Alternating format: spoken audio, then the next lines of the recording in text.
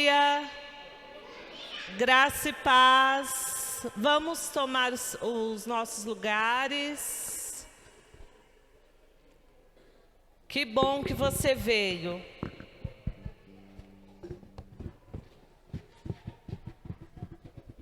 Eu vou ler lá em Salmos 24, versículo 7.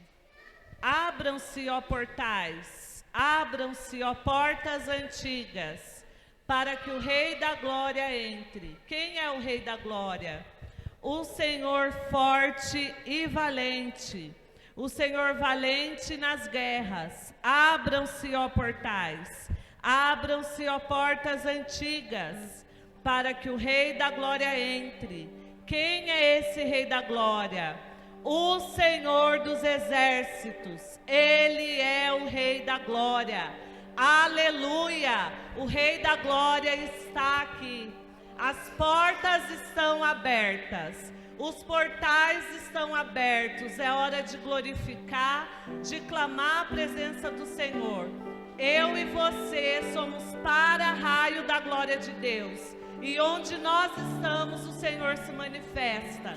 Que nessa manhã seja uma manhã de manifestação da glória de Deus.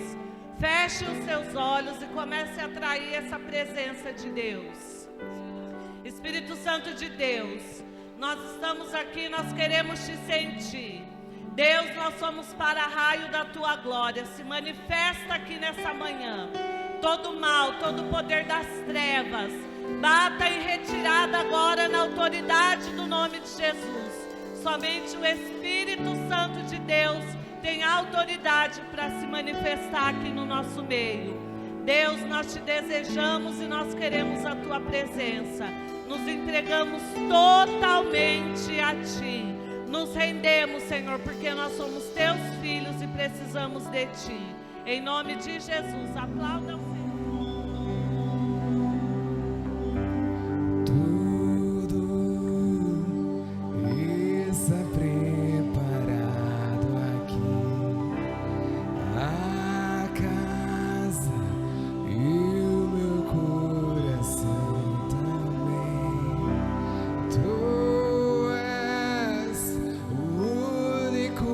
Motivo que me fez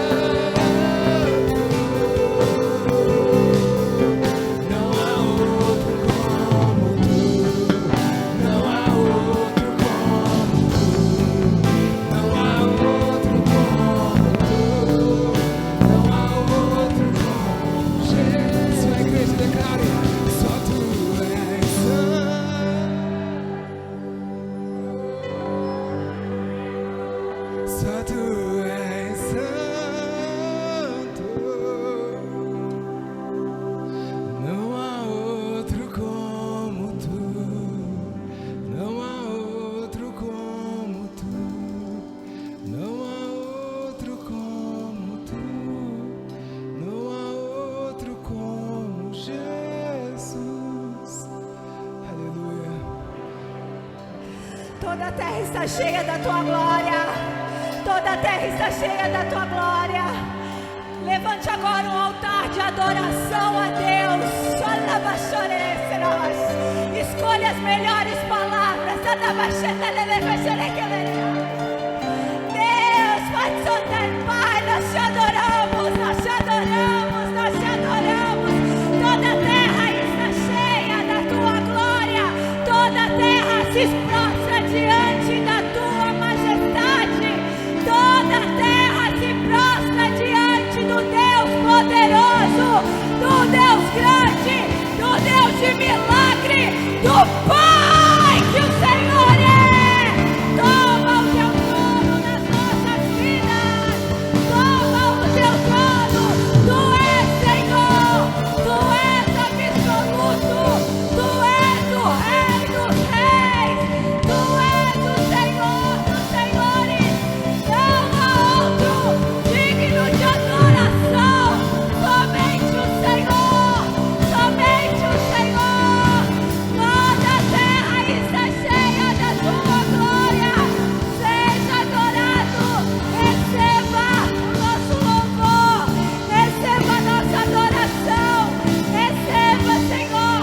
Todos os nossos elogios não são capazes de descrever quem é o Senhor.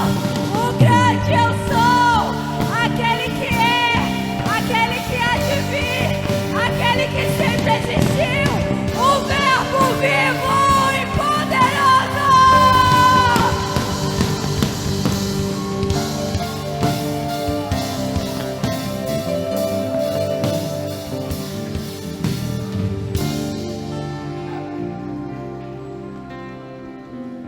Graça e paz, igreja.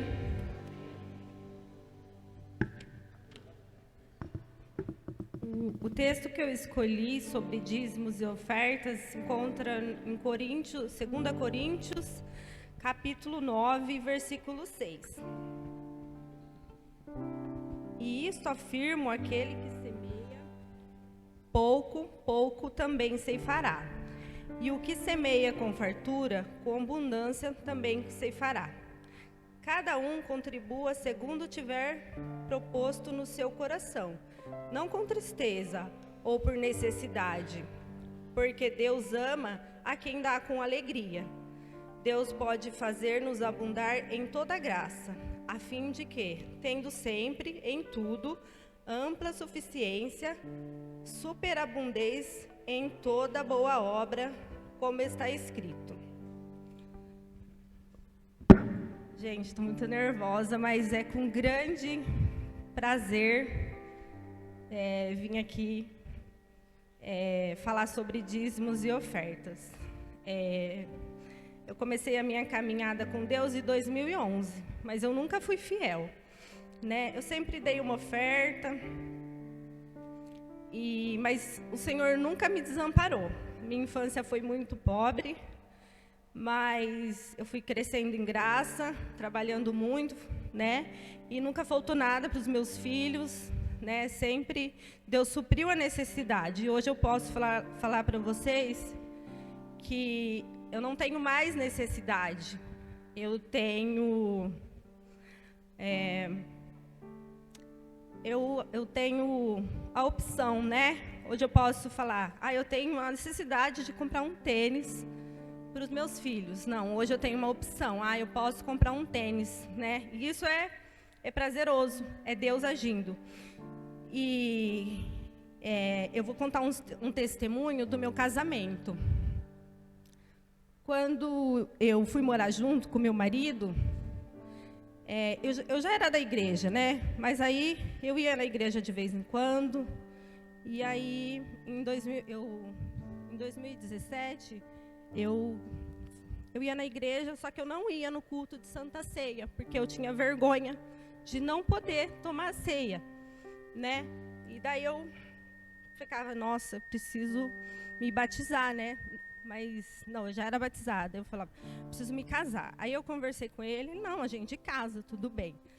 Mas eu não me casei pelo aquele sonho: eu quero me casar, né? Eu me casei para servir a Deus, para ficar completa na casa do Senhor. Só que eu queria uma festa, eu queria um vestido, eu queria aliança de ouro, eu queria tudo, né? E eu não tinha condições. Mas aí eu falei, mas a gente vai dar um jeito. Então, eu fui numa igreja que eu ia, o pastor fez um propósito de R$20. E daí, eu falei, Deus, eu vou abraçar esse propósito de R$20, porque eu quero me casar, né? E aí eu fiz, só que eu não tinha esperança. Falava, nossa, como que sim, eu vou me casar com R$20? Mas aí, acho que isso foi em julho. Em agosto eu falei assim, olha, então a gente vai marcar para outubro, e aí a gente vai casar em outubro, e eu tenho R$800 guardado, e a gente já, sei lá, vamos parcelando e vamos, porque eu preciso casar, não dá mais para ficar assim, né? Porque o Espírito Santo estava me incomodando. E daí o carro fundiu o motor. Aí eu peguei, eu falei, toma esses R$800 aqui, dá de entrada. Só que quando eu fui falar com o meu sogro, falei, olha, a gente vai se casar, eu vou lá marcar no cartório, eu vou alugar uma chácara. Aí meu sogro, ele ficou muito feliz, né? Porque ele falou assim, olha, que bom, eu vou te ajudar. Eu falei, não, fica em paz. Ele falou, não, eu ajudei as minhas 2 filhas e é um prazer eu ajudar o meu filho. Então, a chácara é por minha conta. Aí, depois eu chamei a minha cunhada para ser minha madrinha e ela me deu mais R$400. Aí, eu não tinha cartão de crédito, irmãos. Não tinha nada. Aí, a minha amiga me emprestou o cartão dela na minha mão e eu fui lá e comprei as alianças. E só sei que todo final de semana a gente ia comprando as coisas e chegou no dia. Aí, alguém falou assim para mim, Denise, você pode... fazer um atestado de pobreza, né, no cartório. Eu falei, gente, como assim? Não, eu trabalho, eu vou conseguir. E eu fui lá e paguei na época os R$400. E só sei, irmãos, que deu tudo certo. E foi aparecendo gente, e todo mundo levava uma coisinha, e foi 2 dias de festa. E foi assim, tudo com muita fartura, graças a Deus, e tem sido até hoje. E aí, depois que eu entrei para essa igreja, eu entendi o verdadeiro propósito do dízimo e da oferta. Porque quando eu ia na outra igreja, eu entrei, eu acho que eu fui por uns 3 anos lá, e o meu dízimo era R$150. E nisso, o meu salário, com o passar dos anos, foi aumentando, e eu estava ali só com R$150. E quando eu cheguei aqui, eu aprendi. Hoje eu sei o que é primícias, hoje eu sei o que é oferta, e eu vejo a mão de Deus em tudo na minha vida, sabe? A minha família, ela não é ofertante, mas através de mim não tem faltado nada. Eu posso abençoar as pessoas, os meus filhos, né? Porque eu tenho 3 filhos. Então, eu posso dizer que eu planto a minha semente, né? Eu tenho plantado a minha semente com amor. E Deus tem me restituído cada dia mais. E Deus é poderoso para fazer infinitamente mais do que pedimos ou pensamos. E pode vir as bandeiras, traga suas ofertas, traga sua semente, plante ela aqui no altar do Senhor, que ela vai crescer, florescer e transbordar nas suas vidas. Senhor Deus, estamos aqui porque temos um propósito contigo, Senhor.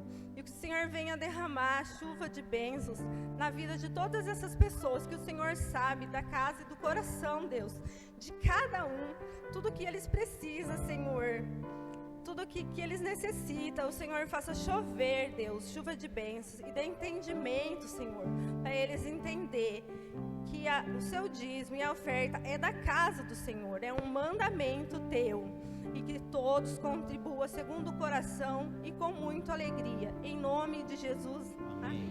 Bom dia, igreja linda. Quem está feliz com Jesus, diga amém. Vamos para a palavra dessa manhã.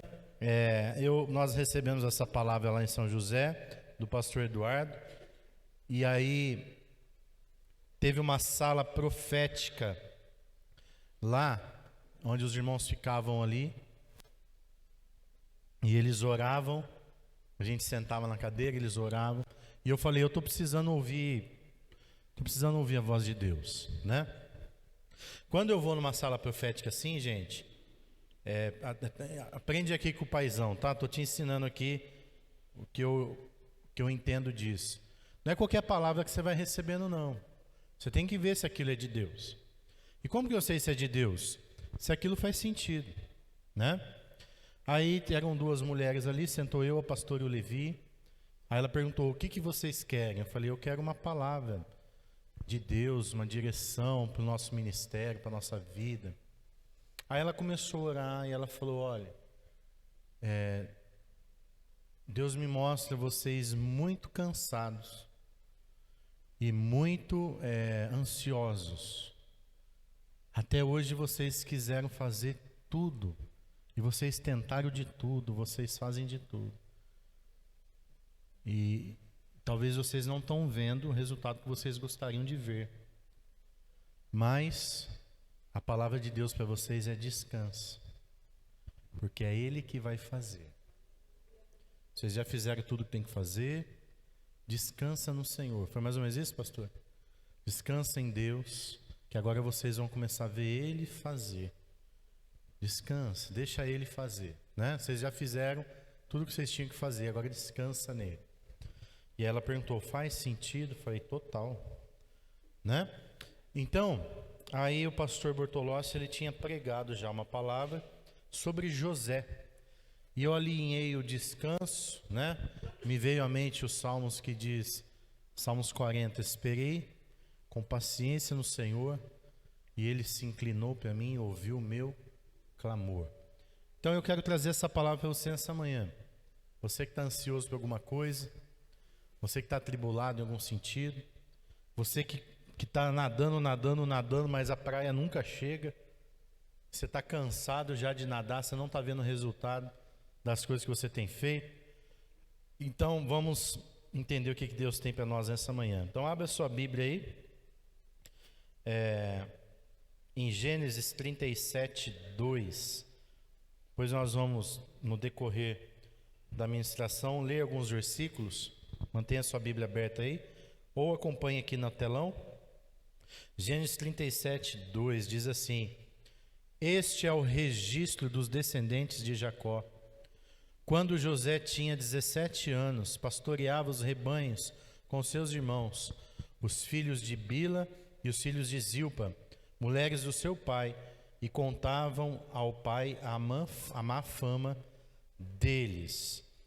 Então, José, você já deve ter ouvido falar da história de José. José, ele era um menino de 17 anos, diz a Bíblia aqui. E ele era o queridinho do papai, porque ele era filho da mulher que o pai amava, e ele era o caçula. Então, naquele tempo, Deus permitia poligamia. O homem tinha várias mulheres, Jacó tinha várias mulheres, mas ele amava Raquel. E Raquel não podia ter filhos. E quando ela teve, nasceu José. Então imagina o Jacó, esse é o filho que eu queria, né? Filho da mulher que eu amo de verdade. Os outros ele tinha amor, era filho também, mas não era tão especial como aquele. Se está certo ou está errado, esse não é o foco da mensagem. Mas era assim que procedia. E aí o que causou nos outros irmãos isso? Inveja. Então os irmãos de José tinham inveja dele. Por quê? Porque além dele ser o queridinho, diz a Bíblia aqui no versículo que nós vemos, ele era cagueta. Ele caguetava tudo lá para o pai. Ó, estão fazendo isso aqui lá.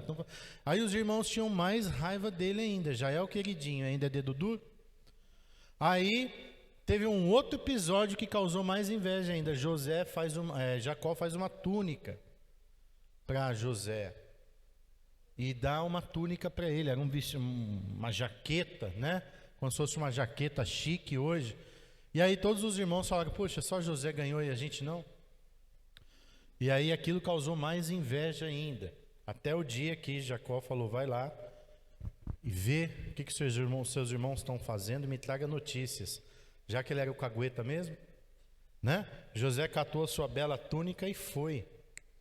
E ele andou alguns dias para chegar até onde eles estavam. E quando os irmãos viram, o que os irmãos fizeram? Chegou o sonhador. Antes disso ele teve um sonho. E no sonho Deus mostrava para ele, né? As 12 estrelas, o sol e a lua se curvando a ele. Deus mostrava também os feixes se curvando a ele. Aí ele contou esse sonho lá no café da manhã na mesa. Imagina o café da manhã da casa de Jacó, era daqui lá, né? Aquela família enorme.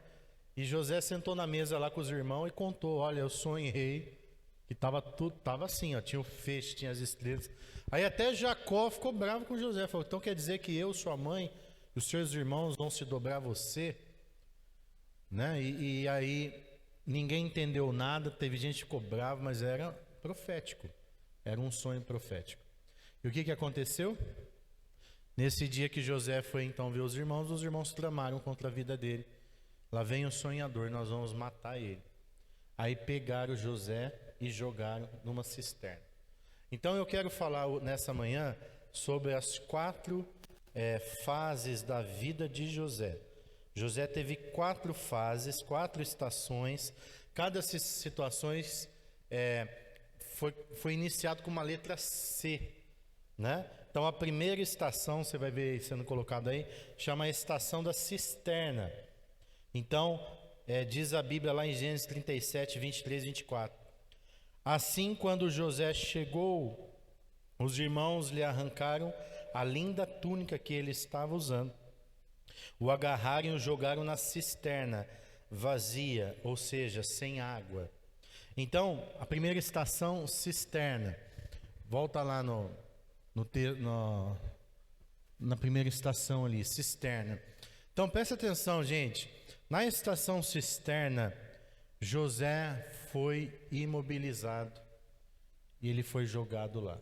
Todo mundo passa pela situação das cisternas, aonde você fica impossibilitado de fazer alguma coisa. Você tem sonhos, você tem projetos, você tem visão de futuro, mas situações da vida, às vezes até o próprio inimigo, e tudo, preste atenção, Deus está permitindo, porque tudo que acontece na vida é para o nosso crescimento. Quando a gente entender quem é Deus na nossa vida, a gente vai entender que Deus usa o invejoso, Deus usa, né, a pessoa que está tramando contra você. Sabe o que eu aprendi? Que todo feitiço ele vira contra o feiticeiro. Quando você está em Jesus e você serve a Deus, você é fiel a Deus, você não tem que ter medo da macumba, você não tem que ter medo da inveja de ninguém. Não vou contar para ninguém, senão vai estragar. Não, você não tem que ter medo de nada disso, porque o que Deus tem para você é teu e ninguém vai roubar. Ninguém vai tomar o que é teu, porque ele já está determinado. Deus já escreveu sobre aquilo, o céu já apontou, acabou. Ninguém vai fazer mais nada. Pastor, por que está demorando então? Porque tem um processo. Da promessa que Deus tem até aonde vai chegar, existe um processo. E nesse processo, a única coisa que está acontecendo é que Deus está trabalhando em você, né? Deus, ele tem propósito, ele tem plano, e na hora dele, no momento dele. E o momento de Deus é o momento que você menos espera. Você nem estava fazendo, né? Imagina, eu estava com sono, eu estava cansado, eu estava, sei lá o que eu estava em Nárnia. Vamos lá tirar uma foto, vamos lá. Aí chegou lá, pronto, já. Aí voltei para a terra, comecei a dar risada, comecei a falar: rapaz, olha aí o que Deus está fazendo, né? Mas enfim, Deus faz coisas que a gente nem imagina no tempo dele, na hora dele. Mas você vai ter que passar por processo. E o primeiro processo é o da cisterna. Você vai ter que ser jogado na cisterna. Cisterna é aquele momento que está tudo paralisado na tua vida. Aquele momento que você fala assim: meu Deus, por que está acontecendo isso? Imagina José sendo jogado na cisterna. E aí, o que ele pensou ali dentro? Ele falou: puxa, meu pai me deu uma ordem, pediu para eu vir ver, eu só vim ver. E de repente eu estou aqui jogado nessa cisterna, estão me ameaçando de morte. Imagina tudo que passou pela cabeça de José. Aí presta atenção aqui, meu irmão. De repente nessa manhã você está assim: por que eu estou vivendo isso? Por que está acontecendo isso na minha vida? Por que eu estou paralisado? Por que me jogaram na cisterna? E os sonhos, e os projetos, e os planos de Deus, e as promessas de Deus na minha vida. Por que está acontecendo isso? Eu quero te dizer que esse é o início do processo. Sabe por quê? Se tudo que Deus prometeu para nós fosse acontecendo naturalmente, sem nenhum problema, sem nenhuma dificuldade, sem nenhuma cisterna na nossa vida, a gente ia ficar soberbo e arrogante. A gente ia falar assim: eu sou o cara, olha, eu sou a menina dos olhos de Deus. Quando eu vi uns crentes religiosos falar isso, não mexe comigo, hein? Epa, eu sou a menina dos olhos de Deus. O que você vê nisso aí? Mais orgulho do que qualquer coisa. Gente, a gente é apenas servo. E se vai acontecer alguma coisa na nossa vida, é Deus que vai fazer, não é a gente. Quando a Bíblia fala que nós somos a menina dos olhos de Deus, significa que Ele nos ama muito. Mas não é só você que é a menina dos olhos de Deus, todo mundo é. Deus te ama muito. Ele enviou Jesus para morrer para todos. Ele enviou Jesus para salvar a humanidade. Se existe um ser vivo respirando na terra, esse ser vivo é a menina dos olhos de Deus. Você não é exclusivo. Você é apenas mais um filho de Deus, que Deus ama muito. Então preste atenção. Tudo vai acontecer no tempo de Deus. E o tempo da cisterna é o tempo de você ficar paralisado. Há um momento na nossa vida que a gente fica paralisado. Parece que o céu está de bronze, a gente ora, Deus não responde. Parece que tudo que a gente faz não funciona, não dá certo. É o tempo da cisterna. O que você tem que fazer então? Você tem que esperar. Quem está passando por cisterna tem que orar e falar assim: Deus, que eu aprenda rápido toda a lição que eu preciso aprender aqui. Porque é um aprendizado, é uma passagem. Para que esse tempo da cisterna passe rápido, que eu aprenda tudo que eu tenho que aprender, para eu avançar. Aí José sai da cisterna, alguém pega ele e vende ele como escravo para o Egito. Aí ele vai cair num outro C do processo da vida de José. Ele vai para casa. A segunda estação é a casa. Então, o que é a casa? É a casa de Potifar. José vai para a casa de Potifar. E lá na casa de Potifar, a Bíblia diz isso em Gênesis 39, 2. O Senhor estava com José, por isso ele era bem sucedido em tudo o que fazia no serviço da casa do seu senhor egípcio. Então José chega na casa de Potifar e ele começa a trabalhar para Potifar. E ele cuidava da casa, cuidava das coisas de Potifar. E de repente, a Bíblia diz que a casa de Potifar começa a prosperar por causa de José. A presença de Deus estava na vida de José, e aonde o servo de Deus entra, as coisas começam a funcionar. Mas José estava como escravo. Meu Deus, como que Deus estava permitindo José ser escravo se a presença de Deus estava com ele? Gente, não questione como Deus age. Ele age do jeito que ele quiser. O processo era aquele, mas o plano de Deus era outro. O propósito de Deus não era que José ficasse na casa de Potifar. Ele estava apenas passando por ali. E aonde há a casa, é aonde há a tentação e aonde há fugiu a palavra certa aqui, é quando a pessoa ela é traída, não seria a palavra certa, mas ela não é enganada, quando você faz, você não é reconhecido, tem outra palavra. Ingrata, pode ser ingratidão. Mas o que aconteceu com José lá na casa de Potifar? Ele foi fiel, ele foi tentado, mas ele não pecou. E aí, a mulher de Potifar, que queria pecar, acusou ele. Falou, ele quis me agarrar. E ele foi injustiçado, essa é a palavra certa. E aí o Potifar chegou lá e falou, pega esse menino aí. E Potifar ainda deu uma lição de moral em José, né? Falou assim para ele, olha, te dei comida, te dei casa, você morou na minha casa, a casa de Potifar devia ser um palácio. E você foi ingrato, você me traiu, você quis deitar com a minha esposa, então agora você vai para a cadeia. Então na casa, gente, é o lugar que a gente é injustiçado. Presta atenção aqui, talvez você fez tudo certinho, né? Você deu sua vida, você deu o seu tempo, você investiu, você sonhou, e cataram tudo isso aí, amassaram na mão e jogaram fora.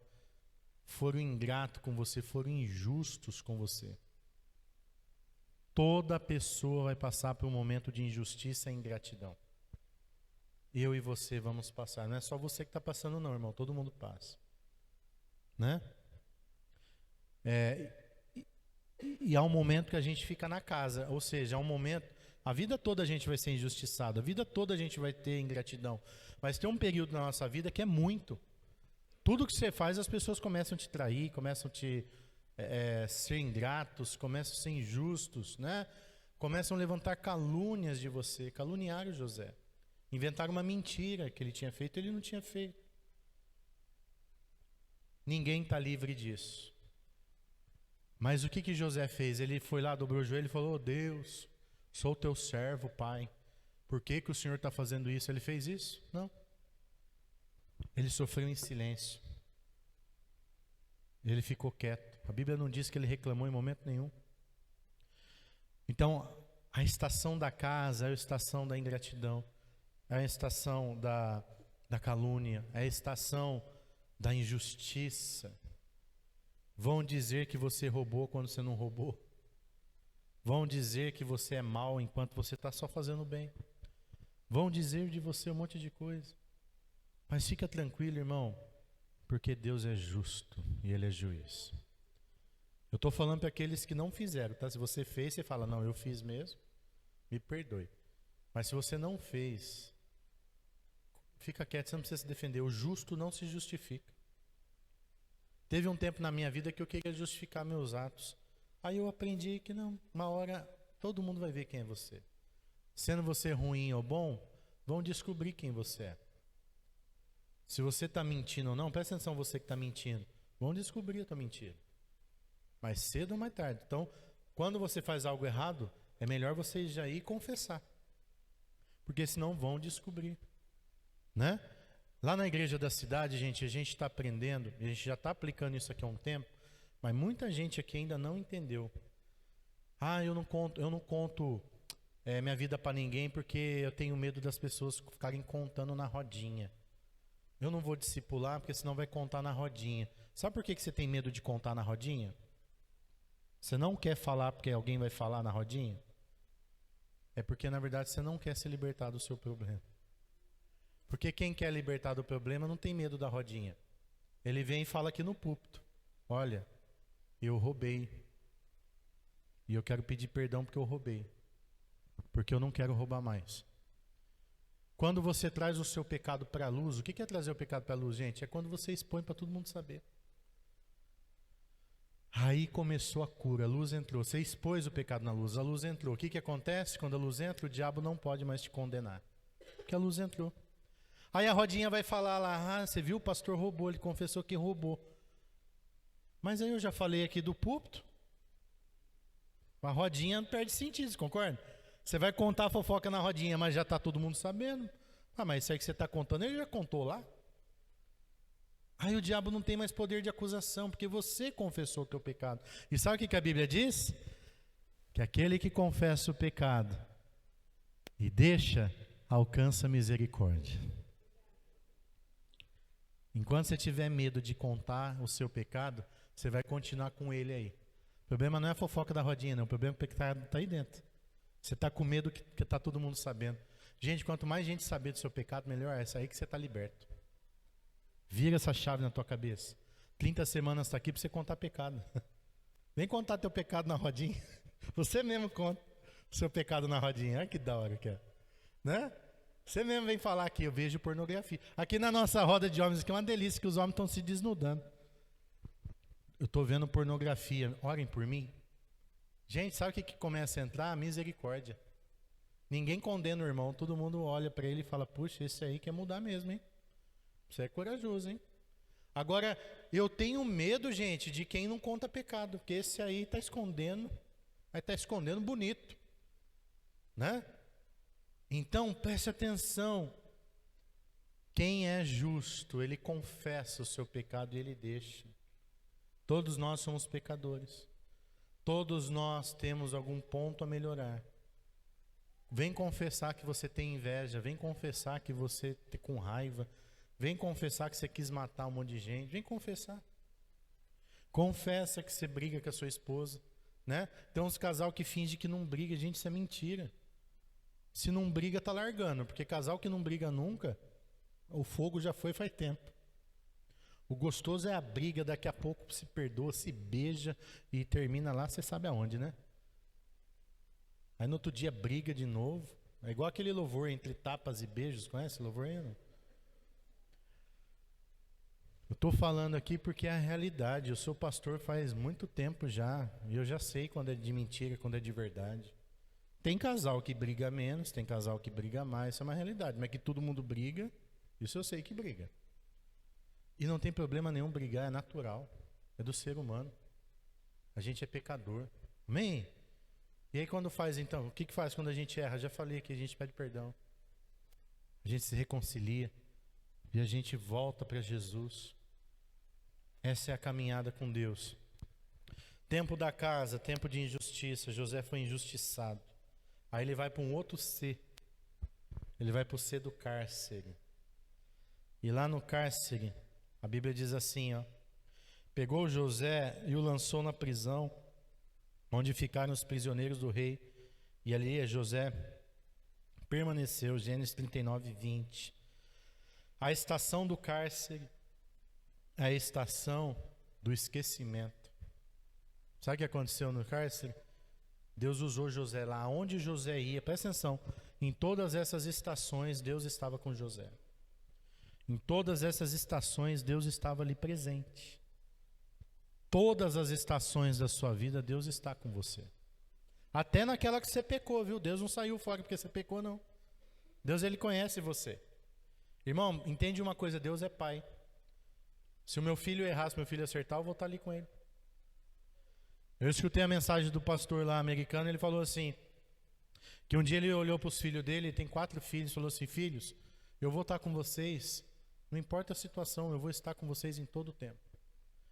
E aí, ele sempre falava isso para os filhos. Aí um dia, o irmão que consertava o computador da igreja falou assim, pastor, nós pegamos pornografia no seu computador.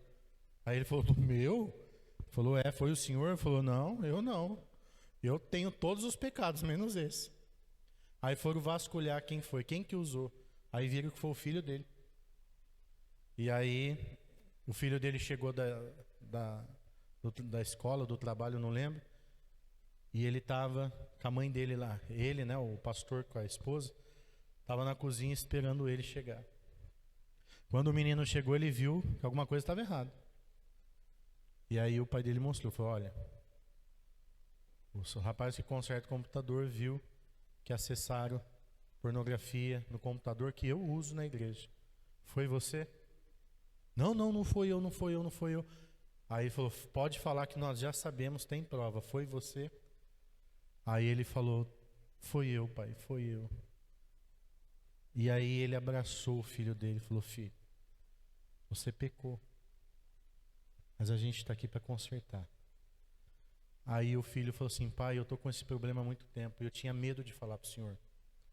Porque eu estava com medo da sua reação. Eu não sabia o que o senhor ia fazer comigo. Mas agora está um alívio, porque eu vi que o senhor continua me amando mesmo, sabendo do meu pecado. Gente, Deus é assim. A religiosidade condena. Deus, Jesus salva. Jesus salva. Nós não estamos dando margem para o pecado, para você ficar no pecado, não é isso. Mas quando você pecou, a graça ela é estendida. A graça ela te alcança. Então, preste atenção, o cárcere, ele é o lugar onde você é esquecido. Há um momento na nossa vida que a gente é esquecido. A gente fez. A gente trabalhou, a gente treinou pessoas, né? Quem é pastor, quem é líder sabe disso. Quantas pessoas que eu treinei, que eu ensinei. A pessoa chegou aqui e não sabia nada. Sabia distinguir a mão direita da esquerda, foi treinado. E aí de repente a pessoa vai embora. Te abandona. E some no mapa e ainda fala mal de você. esquece do que foi feito. O que aconteceu com José? José, na prisão, ele interpretou 2 sonhos. Ele deu destino para 2 pessoas. Uma voltou para o lado do faraó. O outro foi para a morte. Mas, de uma forma ou de outra, José deu o destino. José foi usado por Deus para dar o destino para aquelas pessoas. E aí, quando José fala lá para o copeiro, né, para o copeiro do rei, fala assim: olha, quando você chegar lá, lembra de mim. Lembra que Deus me usou para te dar esse destino. E o que aconteceu? O copeiro esqueceu por 2 anos. Cárcere é o tempo que a gente fica esquecido. Cárcere é o tempo que ninguém reconhece o que você faz. Mas eu quero te dizer uma coisa: Deus não esqueceu, não. E Ele está vendo. E o teu destino está sendo traçado. E lembrando mais uma vez, cada estação é um treinamento. Deus estava treinando José lá na cisterna, depois lá na casa do faraó, e agora lá no cárcere. Sabe o que Deus estava treinando aqui, José? O que a moça falou para mim lá na sala. Agora você precisa aprender a descansar. Tem momento, gente, que a gente fez tudo certinho. A gente foi fiel a Deus, a gente dizimou, a gente primiciou, a gente evangelizou, a gente amou, a gente ensinou, a gente estendeu a mão, a gente puxou, a gente foi incansável, a gente veio na igreja o tempo inteiro, tudo que pediu para fazer a gente fez. E aí não tem mais o que a gente fazer. O que a gente vai fazer? A gente vai descansar. Porque agora ou Deus faz, ou não tem mais o que a gente fazer. José estava assim: ou Deus faz, ou eu vou morrer nesse cárcere. Não tem mais o que eu fazer. E aí você descansa com paciência no Senhor e espera Ele fazer. Deixa eu te falar uma coisa, irmão. Você pode ter o talento que for, você pode ser o bom que for. Se Deus não conectar você, se Deus não levar você, não vai adiantar nada. Você pode se preparar. Eu não estou falando que não tem que preparar, não. A gente tem que preparar. A gente tem que se preparar em todo o tempo. A gente tem que tentar fazer o melhor o tempo todo. Mas quem vai levar você em qualquer lugar vai ser Deus. É Ele que vai tirar, é Ele que vai pôr, é Ele que vai tirar, é Ele que vai direcionar. Então a nossa vida tem que ser dele. Quando Ele nos coloca em algum lugar, a gente tem que entender que foi Ele e não foi a gente. Não foi o nosso braço. Por isso que nós temos que vestir a capa da humildade, né? Hoje o Alexandre estava falando para mim ali: paizão, como que o pastor Carlito é humilde, né? Você vê, ele quer vir aqui na nossa igreja, nem sabe que igreja que é a nossa. Só falou que quer vir aqui em Campinas e aí eu falei assim: então, a gente precisa ser assim, a gente vai crescer. Mas o nosso coração tem que continuar da onde a gente saiu, né? Tem gente que sobe na folha de alface, já acha que já muda já a expressão, né? Andava assim, ó, humilde. Aí comprou uma roupinha nova, um iPhone. Aí já começa. Empina até a bunda. Sabe, gente, não precisa. Você não precisa mudar quem você é. Começa a mudar começa a ter acesso a novas amizades. Aí para ambiente diferente já muda o comportamento. Já começa a olhar os outros de cima para baixo. Mas sabe o que a Bíblia diz sobre isso? Que o orgulho precede, vem antes. O orgulho vem antes da queda. Toda vez que a gente estufa o peito e acha que a gente é alguma coisa, filhão, vai cair. Daqui a pouco eu fico só olhando, vai cair? Vai tropeçar no próprio orgulho e vai cair. Então, quem nós somos? Nós somos servos. Quem que está fazendo? Quem está fazendo é Deus, através da gente. E isso eu vejo muito na vida do pastor Carlito. Uma igreja com 20 mil pessoas, uma igreja linda, perfeita em tudo, e ele pregando de boné.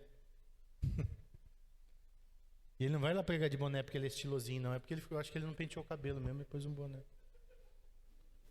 Ele não vai lá para fazer graça. É o jeitão dele. Eu fui numa reunião de pastor, ele estava de boné e bermuda. Aí a apóstola Valéria estava comigo. Ela falou, nossa, ele estava pegando boné e bermuda. Aí eu falei, apóstola, com essa igreja desse tamanho, ele pode pregar até de cueca. Falar o quê? O cara já tem fruto. Tá aí, ó. Você quer saber quem é o pastor Carlito? Vai lá e olha. Não precisa mostrar nada para você. Não é, gente? A gente é tão tonto, a gente quer mostrar aparência para os outros.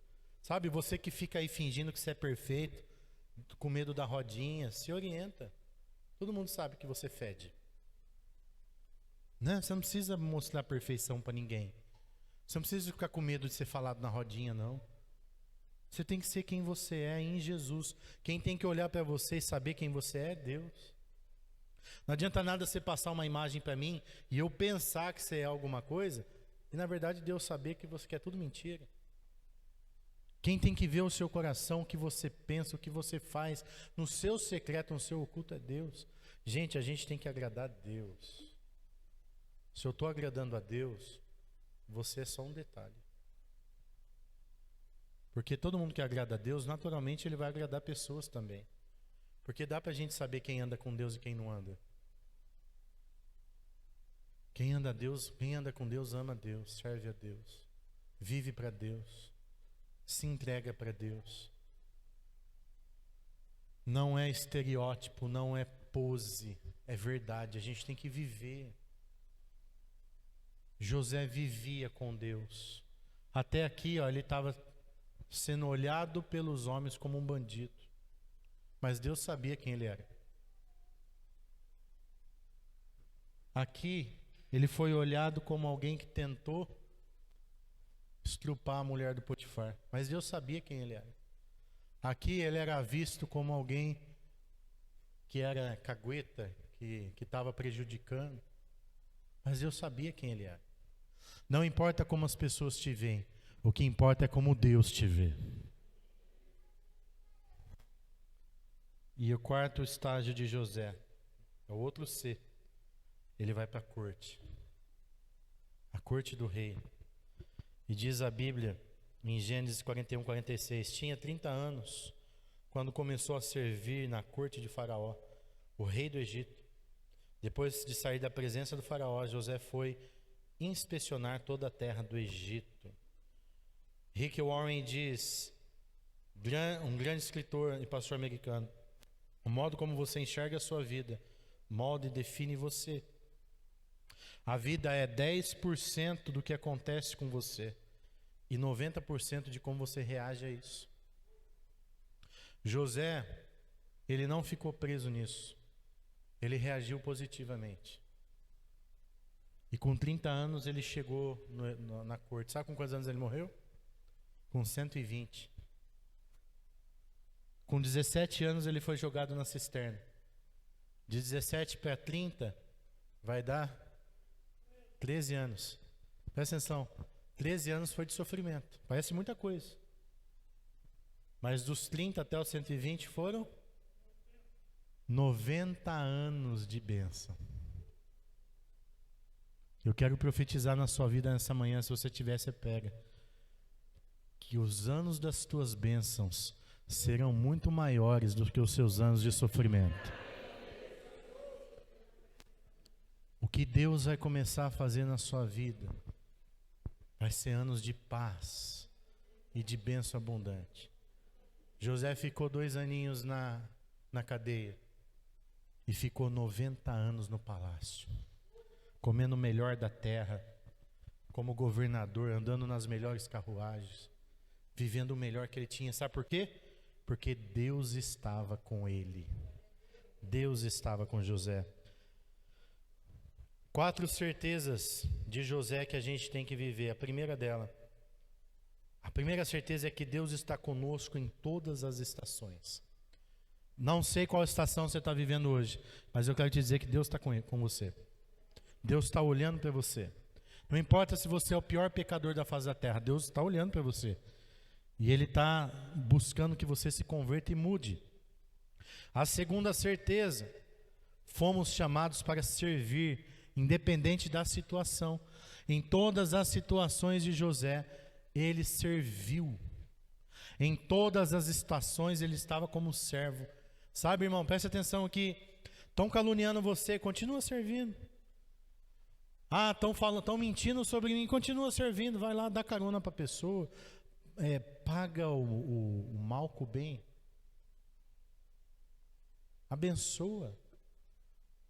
Estende, empodera. Sabe, teve uma época na minha vida aqui que eu queria revidar as pessoas que estavam fazendo mal para mim. E a Bíblia diz que a justiça ela vem de Deus. Deus é juiz. Você não tem que julgar e nem punir ninguém. Eu estava errado enquanto a isso. Sabe o que eu tenho que fazer? Eu tenho que continuar fazendo o que Deus mandou eu fazer. Continua servindo. Continua fazendo. Falaram que eu roubei, mas eu sou honesto. Não tem problema. Uma hora todo mundo vai descobrir quem você é. Deus não vai deixar impune. Continua fazendo certo. Continua vivendo o jeito que Deus mandou você viver. Continua fazendo. Pastor, eu preguei bastante lugar, ninguém quis vir para a igreja. Continua pregando. Vai semeando, vai anunciando, vai servindo. Terceira certeza. Deus é especialista em transformar caos em bênção. Essa certeza que a gente tem que ter. Uma hora Deus vai transformar todo o caos em bênção. Uma hora vai ser abençoado, uma hora vai ser uma bênção. Eu lembro que quando eu quebrei o fêmur, eu estava no hospital e eu pensava nisso, uma hora eu vou sair disso. Tá difícil a situação, mas uma hora eu vou sair disso. Falei isso para a Gislaine lá, quando ela estava lá no hospital. Você vai sair daqui e tudo isso aqui vai virar testemunho. Pensa em você lá, pensa em você vivendo as bênçãos.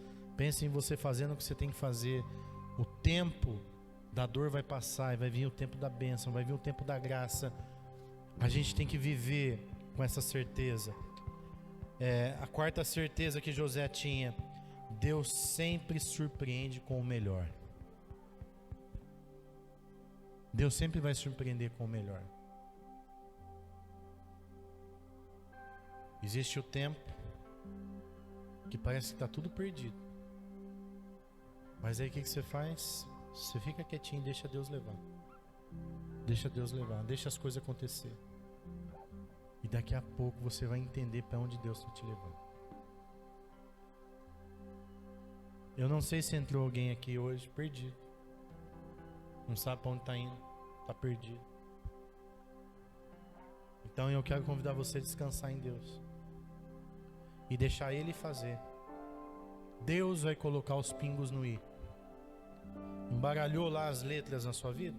Está tudo bagunçado? Deixa Deus organizar. Você só vai se posicionar como servo. Não para não. Continua fazendo o que você está fazendo. Continua orando, continua jejuando, continua louvando. Vem na igreja. Serve aonde você tem que servir. E deixa Deus cuidar dos detalhes. Daqui a pouco Ele vai abrir porta e vai colocar a pessoa do seu lado. E você não vai ter dúvida do rumo, da direção que você tem que tomar. Olá, eu sou o pastor Jonas, aqui da Igreja Esperança Viva, e acredito que você acabou de ouvir uma palavra direto do céu para o seu coração e que Deus falou muito com você. Por isso nós queremos te conhecer melhor. Você pode deixar um comentário, deixar o seu like nessa mensagem e também agora, nesse momento, vai aparecer um QR Code aí na sua timeline e você vai poder então fazer as suas decisões. São 3 decisões que nós oferecemos para você fazer a partir de agora. Lendo esse QR Code, a primeira decisão é se você quer aceitar Jesus como seu Senhor e Salvador. Nesse QR Code vai aparecer um formulário, você preenchendo e deixando o seu contato, nossa equipe entrará em contato com você. A segunda decisão é se você está desviado, longe dos caminhos do Senhor, longe da igreja, e sentiu no coração o desejo de retornar, então você poderá também preencher esse formulário e colocar o seu desejo de retornar aos caminhos do Senhor. Também entraremos em contato com você e iniciaremos uma conversa nesse sentido. E a terceira decisão, você que quer descer as águas do batismo, também poderá preencher o campo e então poder tomar essa decisão tão importante que Deus deseja de nós. Fique conosco, não saia dessa conexão, porque Deus tem muito para dar para você. Que o Senhor te abençoe muito, no nome poderoso de Jesus.